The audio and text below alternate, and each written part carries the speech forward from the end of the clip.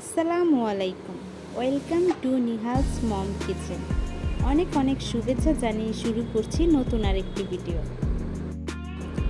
প্রথমে কড়াইয়ে তেল দিয়ে পেঁয়াজ কাঁচামরিচ কুচি হালকা ভেজে নেব। পেঁয়াজ মরিচ কিছুক্ষণ ভাজা হয়ে গেলে এতে 1.5 চামচ রসুন বাটা, 1/2 চামচ আদা বাটা, 1 চামচ হলুদ গুঁড়ো, 1 চামচ মরিচ গুঁড়ো, স্বাদ মতো লবণ, মশলাটা ভালোভাবে মিশিয়ে নেব।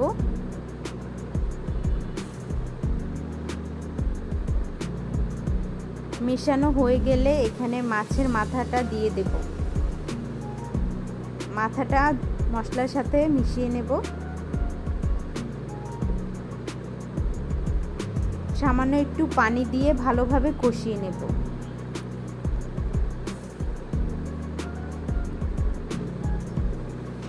ভালোভাবে কষিয়ে আসলে তেল যখন ভেসে উঠবে তখন আমরা সিদ্ধ করে রাখা কচু শাকগুলো দিয়ে দেব।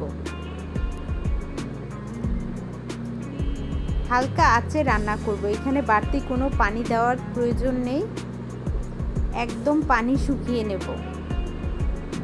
ভিডিওটি ভালো লাগলে একটি লাইক দিবেন, কমেন্ট করে জানাবেন ভিডিওটি কেমন লেগেছে, আর চ্যানেলটি সাবস্ক্রাইব করে রাখার অনুরোধ রইল। ফেসবুক থেকে ভিডিওটি দেখে থাকলে পেজটি ফলো করবেন।